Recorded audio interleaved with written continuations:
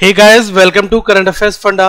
दोस्तों, आरबीआई ने grade B officer के लिए भी रिक्रूटमेंट निकाला है 2018 के लिए। तो क्या क्या इंपॉर्टेंट चीजें हैं, कैसे इसकी प्रिपरेशन की जाती है, क्या नोटिफिकेशन में जो जरूरी चीजें उनको मैं यहाँ पर आपको बताना चाहूंगा। तो एक एक करके इन सारी चीजों को यहाँ पर देखते हैं। सबसे पहले जो आरबीआई की पोस्ट है, इसमें 3 तरीके की पोस्ट है। Officer in grade B general है, और उसके बाद में officer in grade B DEPR है, और डीएसआईएम है। डीईपीआर का मतलब दोस्तों होता है department of economics and policy research.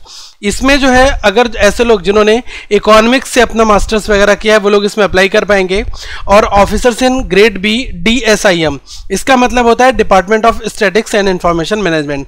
तो जिन्होंने स्टैट से ये मास्टर्स किया हुआ है वो लोग इस वैकेंसी को फिल कर पाएंगे। लेकिन जो जनरल है, मैक्सिमम वैकेंसीज हैं वो आपकी किस में आती हैं? Grade B general.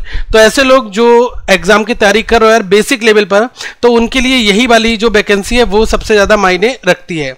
अब इसके एग्जाम का प्रोसीजर अगर मैं बताऊं तो 3 तरीके से होता है। पहले आपका प्रीलिम्स होगा, फिर मेंस होगा, फिर पर्सनल इंटरव्यू होगा। अब इसमें ध्यान रखना कि जो प्रीलिम्स के नंबर है वो आपके फाइनल सिलेक्शन में ऐड नहीं होते हैं। मतलब कि जब आपकी मेरिट बनेगी तो उसमें आपका मेंस प्लस जो पीटी होता है वही केवल यहां पर मेंशन किया जाता है। ठीक है, थोड़ा सा आगे और देखते हैं कि नंबर ऑफ अटेम्प्ट कितने हैं। देखो, नंबर ऑफ अटेम्प्ट को लेकर बहुत ही सीरियस इन्होंने क्लियर कट लिख रखा है कि ऐसे कैंडिडेट जो कि जनरल कैटेगरी को बिलोंग करते हैं और वो अगर 6 बार फेज 1 एग्जामिनेशन में अपीयर कर चुके हैं पिछले दिनों के दौरान, तो वो इस फॉर्म के लिए नहीं भर सकते। मतलब जनरल वाले अगर 6 बार आरबीआई ग्रेड बी के फेज 1 में अपीयर कर चुके हैं, ओके, तो वो एलिजिबल नहीं होंगे इस एग्जाम को देने के लिए। और इन्होंने लिखा है कि no such restriction applies to the candidate SC ST OBC PWD. ठीक है, इनके लिए कोई भी रिस्ट्रिक्शन जो है नहीं है, ये लोग n नंबर ऑफ टाइम जो है अप्लाई कर सकते हैं। ठीक है, फीस कितनी होगी? 100 रुपए की फीस जो है वो एससी एसटी पीडब्ल्यूडी के लिए है, और जो 850 रुपए का चार्ज आएगा वो जाएगा आपका जनरल और ओबीसी के लिए। ठीक है, अब थोड़ा सा और आगे बढ़ के वैकेंसीज एक बार देख लेते हैं। दोस्तों, वैकेंसीज नियर अबाउट में 160 वैकेंसी से ज्यादा है। यहाँ पर आप ये देखो कि officer in grade B general जो मैं बता रहा हूँ ये 127 है, जिसमें मैक्सिमम लोग अप्लाई करते हैं। और ये दोनों जो पोस्ट हैं ये डीईपीआर और डीएसआईएम, जिसमें आप ये देख लो कि जो ये स्टेट्स वाली पोस्ट हो जाती है और इकोनॉमिक की है, तो इसमें जो है कम वैकेंसीज हैं, 22 और 17 हैं। तो इसके अकॉर्डिंग ये चीज है। अब आपने देखा होगा ये यहाँ पर एक सिंबल बना हुआ है ये वाला, इसका क्या मतलब है? इसको इन्होंने नीचे मेंशन किया है कि जो 127 वैकेंसी हैं इसमें 5 वैकेंसी है वो रिजर्व हैं। किनके लिए? Person with benchmark disability, PWBD के लिए। ठीक है, ये चीज इन्होंने यहाँ पर बता दी है। और जो बैकलॉग की है वो 2 वैकेंसीज हैं। तो एक तरह से देखा जाए वैकेंसीज दोस्तों काफी कम है, जिसमें अनरिजर्व केवल 64 वैकेंसीज हैं। तो कंपटीशन जो है बहुत ही क्रीमी लेयर वाला है यहाँ पर, कि जो बहुत एक्सपर्ट, बहुत अच्छे बंदे हैं केवल उन्हीं का ही सिलेक्शन होगा। ऐसा नहीं कि आपने फॉर्म भर दिया और तुक्के मार दिया आपका सिलेक्शन हो जाए। इसके लिए मेहनत भी आपको बहुत अच्छी करनी पड़ेगी। तो आप लोग प्रिपेयर हो जाएं। अगर आपको इस एग्जाम को चेस करना है तो कहीं ना कहीं पर अपने आप को एक अच्छे लेवल पर लेकर आना होगा। ठीक है, थोड़ा सा इंपॉर्टेंट डेट की अगर मैं बात कर लूं तो जो आपका डेट है ग्रेड बी के लिए, जो जनरल जो जिसमें सबसे ज्यादा वैकेंसीज है 127, तो इसका एग्जाम जो है ये फेज 1 में जो होगा ये होगा 16 अगस्त को। ठीक है, और जो फेज 2 है ये होगा सितंबर 7 को। ओके, अब बाकी जो है अगर ये लोग कोई फॉर्म भर देता है तो इनके साथ यहाँ पर लिखा है कि पेपर 1 तो इनका 16 अगस्त को है, और जो 2nd और 3rd है ये ऑनलाइन रिटन एग्जामिनेशन होगा 6 सितंबर या 7 सितंबर को होगा। ठीक है, ये चीज उन्होंने कहा है। और ये दोनों एक साथ है, 2nd and 3rd online written examination जो है एक साथ होंगे। ठीक है, तो ये चीज का ध्यान रखना है यहाँ पर आप। अब थोड़ा सा और आगे एज क्राइटेरिया की अगर मैं बात करूं तो 21 साल से लेकर, ठीक है, 30 साल के बीच में इन्होंने लिखा है कि 30 year a candidate must have attained the age 21 years and must not have attained the age of 30 years on the 1st जुलाई 2018। 1 जुलाई 2018 को अगर आपकी एज 29 साल कुछ मंथ कुछ डेज है तब तो आप इस फॉर्म को भर दो। अगर आप 30 साल भी पूरे हो रहे हो तब भी आप इस फॉर्म को नहीं भर पाओगे। एज जो आपको चेक करनी है किस डेट में?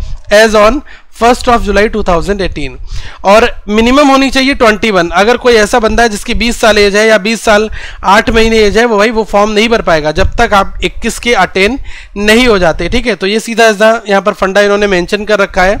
ये भी लिख रखा है कि he she must have been born not earlier than 2 July. ठीक है, तो ये जो एज का फंक्शन है ये बन रहा है, आप यहाँ पर देख सकते हैं। Relaxation as per the government norms है, जो कैंडिडेट हैं शेड्यूल कास्ट के, शेड्यूल ट्राइब्स हैं, इनको कितना है, इनको 5 ईयर का रिलैक्सेशन दिया है। तो आप लोग पढ़ लो अगर आपकी कैटेगरी यहाँ पर बन रही है। ओबीसी वाले थोड़ा ध्यान रखें, अगर वो क्रीमी लेयर और नॉन क्रीमी लेयर का कंसेप्ट है यहाँ पर सीधा, तो वो लोग रिजर्वेशन के अंतर्गत आएंगे। ठीक है, और थोड़ा सा आगे देख लो क्वालिफिकेशन के बारे में अगर मैं बता दूं तो बिल्कुल क्लियर कट क्वालिफिकेशन यहाँ पर ये है कि अगर ग्रेड बी के लिए आप फॉर्म भरने जा रहे हैं तो आपके थ्रू आउट 60% होने जरूरी हैं। अगर आपका 10th में 12th में और आपकी ग्रेजुएशन में 60% नहीं, अगर आप जनरल हैं तो आप इस फॉर्म को नहीं भर सकते। इसमें लिखा है 60% मार्क्स जो है, और SC ST PWD है तो आपके लिए केवल 50% है। ओके, लेकिन ये 50% थ्रू आउट होना चाहिए, 10th में भी 12th में भी ग्रेजुएशन में भी। ठीक है, जनरल के लिए 60% है। तो यहाँ पर लिखा है कि bachelor degree as well as, इसका मतलब साथ में ही 12th में होना चाहिए और आपका 10th स्टैंडर्ड में होना चाहिए। फिर लिखा है मिनिमम क्वालिफाइंग परसेंटेज और N equivalent grade for the post of bachelors degree will be aggregate for all the semester result. ऐसा नहीं कि आपको अपने जो मार्क्स हैं वो जो आप लोग कहते हैं ऑनर सब्जेक्ट के ऐड कर लो, ये कर लो, ऐसा कुछ नहीं। ओवरऑल ध्यान रखना। ठीक है, ओवरऑल आपकी जो मार्क्स बनेंगे, ठीक है, एग्रीगेट परसेंटेज ऑल सेमेस्टर्स के, वो आपके होने चाहिए। ठीक है, दूसरी चीज दोस्तों यहाँ पर एक चीज ध्यान रखना कि जो ये DEPR और DSIM के लिए, तो इसमें डिग्री है मास्टर्स डिग्री इन इकोनॉमिक्स और मास्टर्स डिग्री इन स्टैट्स, ये DSIM पोस्ट के लिए। तो यार ये एक्सेप्शनल केस है, इसमें बहुत कम लोग वैसे भी अप्लाई कर रहे होंगे। मेन जो पूरी जनता है वो इसमें आती है। ओके, तो इतना समझ लो। थोड़ा सा और मैं आपको एक और समझा दूंगा कि जो लोग बीटेक करके आए हैं जिनका CGPA वाला सिस्टम है, तो अगर आपका 6.75 CGPA है तो आपके 60% बन गए। अगर 6.75 से बिल्कुल जरा सा भी कम है, मतलब 2.5, 5.75 वॉटएवर, जिसका अगर 6.7 भी CGPA है तो वो भी 60% से क्या है, लेस हो जाएगा। ठीक है, ये ध्यान रखना। तो यहाँ पर इन्होंने अपना पूरा बता रखा है कि 5.75 है, इसका मतलब 50%, 6.25 है, इसका मतलब 55%, और अगर CGPA 6.75 या इससे ऊपर है तो वो लोग किस में आएंगे, 60% से ऊपर वाले में आ जाएंगे। ठीक है, तो ध्यान रख लो, यही 3 बेसिक रिक्वायरमेंट है। अगर आप SC ST में है तो आपको ये 50% वाला देख लेना है, इसके आसपास में, इसके ऊपर होना चाहिए। ठीक है, अगर कोई भी ऐसा कैंडिडेट जिसका 5.7 CGPA है और वो ST और SC में आता है तो यार उसके लिए 50% नहीं हो पाएगा, 5.75 ही होना चाहिए, तभी ये 50% यहाँ पर कंसीडर किया जाएगा। ओके, तो ये आपको समझ में आ गया। अब एग्जाम कैसे कैसे होने वाला है, क्या क्या टॉपिक पूछे आते हैं, वो सारी चीजें यहाँ पर हम लोग एक बार देख लेते हैं। देखो, बेसिक टॉपिक जो आपके बैंकिंग एग्जाम्स में आते हैं वो तो फेज 1 में RBI ग्रेड बी में आ जाते हैं, जैसे कि जनरल अवेयरनेस का पोर्शन ज़्यादा यहाँ पर रहता है, इंग्लिश लैंग्वेज है, क्वांट है और रीजनिंग है। तो ये 4 टॉपिक मिलाकर आपको 120 मिनट का टाइम दिया जाता है और 200 नंबर का ये आपका ऑलमोस्ट पेपर यहाँ पर होता है। ठीक है, ये पेपर आपका कब होगा, 16 अगस्त को होगा। ठीक है, ये ध्यान रख लेना, इसमें ये 4 चीज़ें पूछी जाने वाली हैं। और अगर आप क्वालिफाई कर लोगे प्रीलिम्स को तो उसके बाद आप मेंस में एंट्री अपनी ले लोगे। ठीक है, आपको मैं प्रीवियस ईयर के पेपर को सॉल्व करके दिखाऊंगा जिसमें क्वांट का लेवल बताऊंगा कैसा क्या है।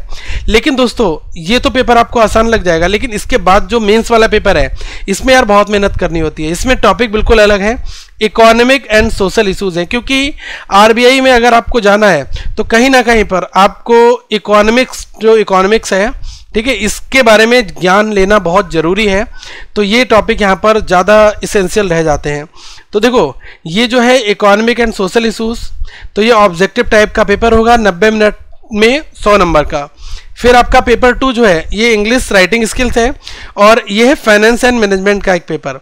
तो ये डिस्क्रिप्टिव टाइप के पेपर होते हैं। ये देखो, जो आपका ये इंग्लिश वाला है राइटिंग स्किल्स, इसमें तो आपको कीबोर्ड पर लिखना होगा। ठीक है, कीबोर्ड से टाइप करके जो है राइटिंग स्किल्स लिखनी होंगी। लेकिन जो फाइनेंस और मैनेजमेंट है ये आपका ऑब्जेक्टिव टाइप पेपर होगा, ऑप्शंस आपको लगाकर टिक करने होंगे।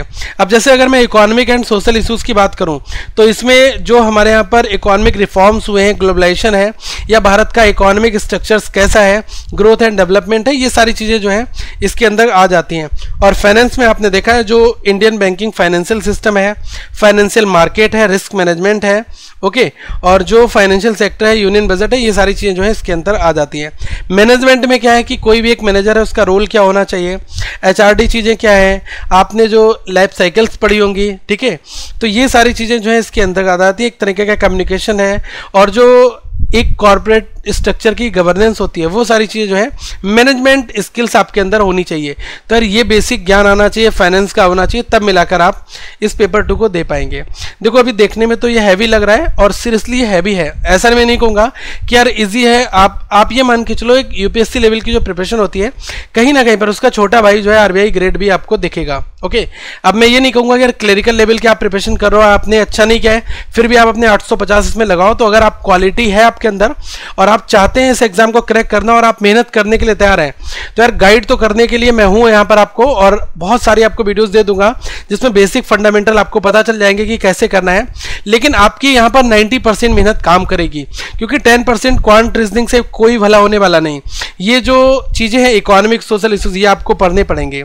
अब इसके लिए मैं बता दूं कि एक मैगजीन आती है योजना मैगजीन, जो है इसको थोड़ा पढ़ना चालू करो, और इससे क्या है कि आपको ये पता चल जाएगा कि क्या इकोनॉमिक इशूज़ हैं। देखो जो योजना मैगजीन आती है इसमें इकोनॉमिक डेवलपमेंट, GDP ग्रोथ, इसके बारे में बहुत डीपली एनालिसिस होता है, तो इससे होगा। और भी कुछ स्टेट लेवल की मैगजीन्स आती हैं, तो यार उनको थोड़ा पढ़ना चालू करो और कहीं ना कहीं पर अपने लेवल को इंक्रीज करो, अगर आप अपने चांसेस को इसमें श्योर करना चाहते हो तब, ठीक है। तो ये आपका फेज 2 हो गया। इसके बाद में फेज 3 होता है इंटरव्यू भी काफ़ी अच्छा होता है। और आप देख लो जनरल में कितनी है, 64 सीट मैंने आपको स्टार्टिंग में बताई थी, टोटल 127 में से इतनी जनरल की सीट है। तो इसके लिए फाइट करने वाले अच्छे कैंडिडेट होंगे, तो आप भी अपने आप को अच्छा बनाना है, तो कहीं ना कहीं स्टैंड करने के लिए मेहनत बहुत तगड़ी करनी पड़ेगी, ठीक है।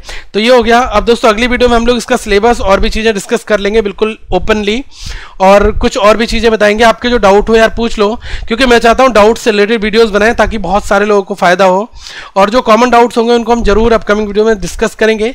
यहाँ पर कुछ प्लेलिस्ट वीडियोस हैं, इनको देख लो यार, और हो सकता है आपको यहाँ पर अच्छी चीज़ें मिलेंगी। सो इस वीडियो को यार लाइक कर दो अगर आपको वीडियो पसंद आया हो, शेयर करो। Thank you, have a good day.